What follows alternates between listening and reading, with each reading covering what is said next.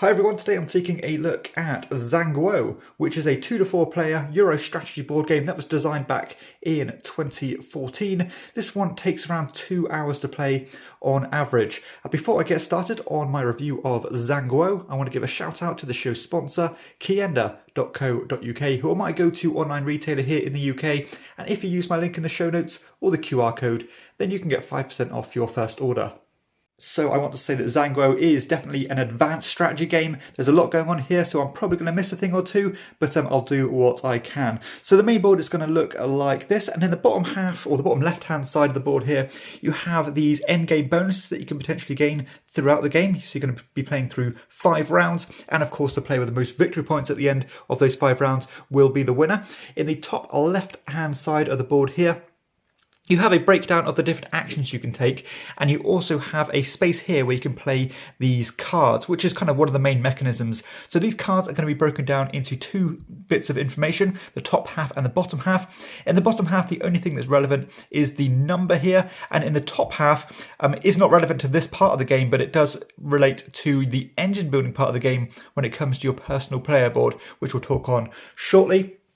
You have the main bulk of the board here, which is where most of the area majority takes place, where you'll be trying to put down these little governors on the board here to create influence, because at the end of the game, whoever controls these regions is going to get points. You're going to get 9 points plus 3 points for every governor you have in there. And if there's a tie, you're going to basically divide those points up. And you've also got these spots here where you can put these palaces down, which can get you points throughout the game as well. Also scattered throughout the map, you have these tiles, which relate to these parts of the wall here, where these walls can be erected to get you endgame points. And all these different tiles are variable, and they're going to change basing on things you're going for. So for example, this will be for every kind of silver cube I have on my board at the end of the game, I'll get 2, 3 or 4 points for, depending on where I build a wall. So if I build it on this 3 part here, I'll get the 4 times multiplier, but it's going to be more expensive to do that. And in the right hand side of the board here, you have more endgame scoring criteria, which is another thing that's kind of split in half here. So you have the top half here, all of which have a segment of a wall, a pagoda, and a governor. The same applies to this part here. And these are going to be objectives that you're aiming for throughout the game. So for example, if I manage to establish a pagoda in region 2 and region 3, you can see here that all the regions are numbered. Then I could put one of my discs here, and if I'm the first to do so, I'll get more points than the person who goes later. However, if at the end of the game, say I ended up doing this, bearing in mind that other people will be competing, I'm going to be adding up my points. So this will be like 4, 8, 9 points, and you're going to multiply them by the number of different categories you hit. So like this, it'll be, again, 4, 5, 6, 7, 8, 9 times 3 for 27 points, because I'm in all 3 of those categories. And the same will apply to the bottom half here. And there is some crossover between the two. So you can see here that this one wants me to have a wall in this flower section, as does the top objective. So you can actually start working towards more objectives than one at the same time. You're also going to have these worker tokens, which will come into play later, as well as 3 decks of cards, which you're going to be using to take your actions with. And you can see that each of these decks corresponds to a different range of numbers. So this writing deck here is ranged from 1 to 40. The money one is 41 to 80, and the law cards are 81 to 120. Each person's personal setup is going to look like this, where you're going to have your personal player board, which is reversible. On the reverse side, you're going to have variable player powers, but I've just chose the basic version here. And essentially this is divided up into the 5 regions. So you can see here that this has the same writing style as the board here. And that's going to relate to that specific region. Now, the top kind of bar here, where you can potentially put these black cubes on, is going to represent the unrest you have in that region, which can potentially cost you taking certain actions. So, for example, if my unrest reached this level, I could no longer build palaces or these pagodas in region 1. And you're going to start with a bunch of these cubes, depending on your player board here. So I'm going to start with 2 of these red cubes and 1 of these silver cubes. But you can acquire more, and you're going to have a personal reserve of 5 of each colour, no more, no less. So you are, have a capacity there. And you've got a little summary here of the unrest you can potentially take, as well as these currencies you can take, which we'll touch on later. You've got your supply of the governors, the pagodas, and the walls. And additionally, at the start of each round, each player is going to get given 6 cards, 2 of each types. And you can also have a supply of the different currency types relating to those three types of cards. So how does the game work and what are you going to do on your actual turn? So basically each round is going to consist of all the players playing through each of their 6 cards. I've only got 5 here because I've already set one up here. So basically let's say that I've selected this card and I can use those cards in one of 2 ways. The first of which is to tuck it under my player board under one of these segments here. So you can see here I've tucked this card under section 1. Now what this means is that from now on, whenever I take the take a cube action, which I'll talk about later, I'm going to get 2 points for. So you're building a bit of an engine here. Also, if it's the first card I played in the column, then I'm going to take one of the matching currency counters that look like so. Now these are important because if I have the most of these when it comes to the end of the round, I'm going to have the option to trade them in to take these bonuses. So I can take more resources, I could take workers, I could build free walls, etc. But we'll touch on that more a bit later. So whenever I play the second or third card in a column, not only am I going to get 2 and then 3 currency tokens of the matching type, which is great, of course, but I'm also going to have to start gaining the unrest, which I've talked about earlier will start maybe losing you the ability to do things. Now, the second way I can play a card is to use it as an action. So let's say I picked up this one here. I'm going to play it and overlap the existing card on the stack here. Now, this is where the numbers come into play. So you can basically take one of the 6 actions when you play a card, and the number is not relevant to the action you want to take. However, if you want to reap the benefits from the engine that you've built, you're going to have to either go above or below that number depending on the action you want to take. So let's say, for example, I played this 8 card on top of this 52 card, which of course is lower.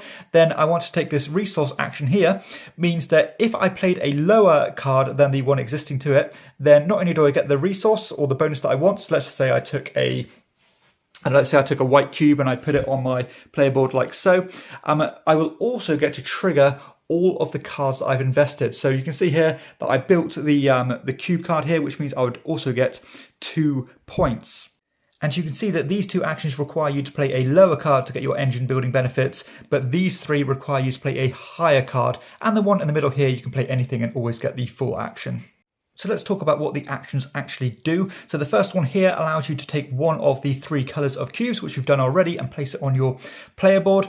This one here allows you to take a worker for each of your cubes that you have in the bottom portion of your player board. Bearing in mind, this is a free action to shift these down like so. However, it will end up costing another action to move them from there.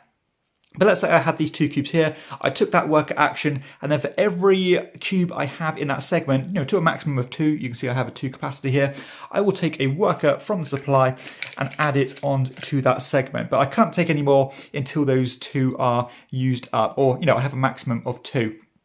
Now these are used for a bunch of the other actions, and I should say whenever you take this action, you also raise your unrest, so that's another way you can gain unrest. So that will correspond to the other actions here, which will be things such as building walls. So when you build a wall, you have to spend workers from different regions depending on the level of wall you want to build. So if I want to build on a level 1 segment, I just have to spend 1 worker. If I want to spend 2 segments, I have to spend 2 workers from 2 different regions on your player board, and 3 different regions on your player board. So let's just say I wanted to build a wall.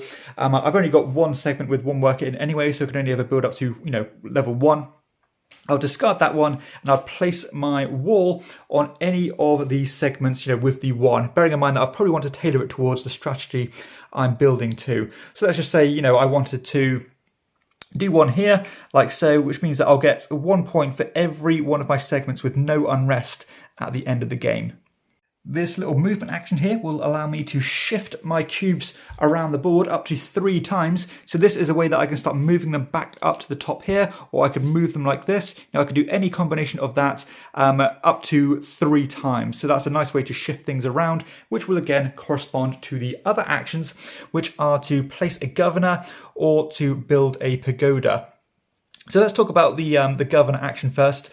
So when you take the governor action, of course you want to be ideally playing a lower card to get the engine building benefits. But what you're going to do is you're going to have a look at your player board, and if you have all the 3 colours in one region, you can discard them like so, and then you can build one of your governors in that particular zone like this. And when you do it, you're going to place them in these regions, which will give you one of 3 bonuses. You can get 4 points. You can take a new resource or a new person, or you can start shifting more cubes around. Now, just because there are 3 segments here, it does not mean that you can't place any more. You just have to end up placing them outside of the region. And the reason you want to do this is because you want to be getting the majorities, which I think I touched on earlier. 9 points for having the majority plus 3 for every person you have there. Now, additionally, whenever you place one of these governors in a segment, you are going to completely wipe out any unrest you have there. And the final action we've not talked about yet is the palace action or the pagoda action. And when you do that, you are going to spend 2 workers from one region and 1 from another region, as according to this image here. So let's just say I had 2 workers in region 2 like this. I have 1 worker in region 1. I'll discard those. And wherever I had the 2 workers, I'm going to build a pagoda. So I had them in 2. That means I can claim one of these spots as my own. Now, the reason you want to do this is because you will then get a point for every single card you have tucked behind your player board. So, ideally you want to be doing this when you have a bunch of cards here. So this wouldn't be an opportune time to do it because I only have 1 card. But you can probably imagine once you have, 10 to 15 cards tucked behind your board, that's a lot of points available there. Additionally, whenever you build a palace, you have the option to claim one of these kind of jumbo little currency markers here, which will help you, gain the majority towards these bonuses because these count as 3 of that type. So once everybody has exhausted their 6 cards, you're going to go to the end of the round sequence, where you're going to have a look at this part of the board here, and methodically you're going to go through all the different categories. So starting with the writing one here, you're going to have a look who's got the most writing tokens, and whoever has the most is going to get first refusal of the offering here. So this one, in round 1 would be take a resource cube of your type, but maybe I don't want that and I'm holding on to my resources to maybe get a bonus later. Then, let's say the person with the most refused it, then it would go to the person with the second most, and then the third most, and so on. And the same process would continue with the coin one and then with the law one. And as you can see here, that these will give you, again, not only resources, but they will require you to put them in very specific locations. They could also give you workers. They can give you deployments of your governors. They can let you build walls. They can let you build pagodas, and all sorts of things. And also at the end of the game, whoever's got the most of each type remaining in their supply will get these corresponding points. And once you've taken the rewards, each player is going to get given a new set of 6 cards. And of course, at the end of the 5 rounds, the player with the most victory points will be the winner, based on the points you've got in-game, based on the points that you'll get from the majorities of each of the different segments here, and based on the points you'll get from the wall multipliers, as well as the bonuses you've got from the side column here, which we've talked about. Okay, so let's share some thoughts on Zhanguo. And you can probably tell there from the rules overview, the game isn't actually that complex in relation to the rules. You're either going to play a card behind your player board, increase your engine, get a bit of currency, and maybe get some unrest, or you're going to take one of the 6 corresponding actions here. However, the fallout of those decisions is massive, and I cannot overstate how brain burnery this game can be. And a lot of that is because of the tempo and pacing in which you want to do everything. And because you are going to be at the mercy of other players playing cards on here, potentially messing with your plans by playing a high or low number when you wanted, the reverse. Because of course, whenever you take an action to get your maximum output, you want to be getting the benefits you've invested in from your engine. Taking an action without those is certainly not going to be as fruitful. And not only that, you want to be kind of pacing yourself on, how am I going to manage my hand of cards here? Which ones do I want to tuck? Which ones am I willing to forsake to take actions in the first place? Do I want to invest my engine first before taking a certain action? How am I going to get the maximum output here? And this is just a massive kind of, a puzzle in itself, because, if you've got plans of, building a pagoda down, maybe you want to get this played first, but you might want the corresponding number to do that. So maybe, do I want it for the number to give me more flexibility? Do I want it for the action? Do I want it for the engine building benefit? And so on. And not only that, you might be adding to a column here that you've already got some cards there. You're going to get some more unrest, which means you can't build the pagoda in the first place, which means that you might want to build a governor first to clear that unrest. So you can see here that the order in which you do things is paramount to doing well in this game. And I have to say that I absolutely love the breadth of options you have here when gaining points. You can really just ignore one part of the game and focus on something else. Like, there's a ton of points to be had here if you manage to get in all 3 of the different categories, but doing so is very difficult. You know, you are going to be pushed to the wire to get them all done, and you're probably going to have to really focus on taking these end of round bonuses to get, you know, free walls and, you know, free people down, and hopefully you can match them up with the objectives. Because, you know, if you're getting all 3 of these categories and you're multiplying it by 3, you know, I've seen, you know, 30, 40 points be had at the end of the game here, which is a big swing and can definitely determine the winner. Alternatively, you could really tailor your strategy towards the walls here. Because, you know, if you have a bunch of, say, you know, sets of the 3 different types and you get that 4 times multiplier, that's a lot of points to be had there. Or maybe you're going to focus on getting all 5 of your silver cubes on your player board at the end of the game. That's going to be 5 times 4, that's 20 points there up for grabs. So you can see here there's a bunch of options you can be had here. And, you know, I call it tailorable strategy. And a lot of my favorite games have this where, you know, you can do what you want and you can almost like, yeah, again, tailor what you're going to get points for. Maybe I'm going to do really invest in one thing. You know, I'm going to have a bunch of brown cards. I'll go here, but maybe I've got, you know, a decent amount of grey cubes left, so I'll put the level 2 here, but all of which you are constantly juggling things around your player board to spread your influence, because it's not like you can just do what you want when you want and just jump straight into, you know, region 4 or just build in any wall that you want to, because you're going to have to manage your resources by shuffling them around. You're going to have to, again, spend time and valuable cards in order to push them back up, to use them to get governors down, get palaces down. And of course that applies to the workers as well. But it's all about building an engine that suits your needs. And this engine building part of the game, I think, is magnificent.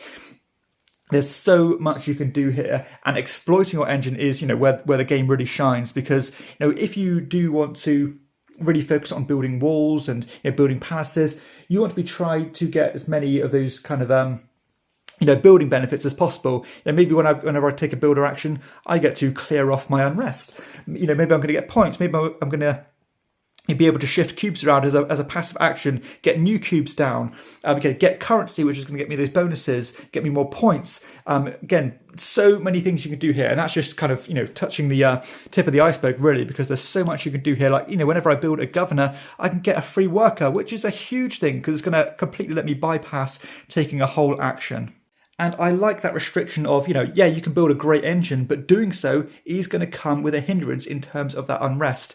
And unrest can relate to some of your endgame strategies, but it can also block you from taking actions in the first place. You know, if I wanted to build up a great engine, but I end up getting so much unrest that I can't actually use that engine, it means that I'm going to have to jump through a lot of hoops just to clear that unrest off by placing a new governor there. Yeah, it might be useful because I could want that for an endgame objective, and it's going to get me points potentially for the area majorities. Yeah, all these things go hand in hand, and every kind of facet of the game synergizes with each other beautifully.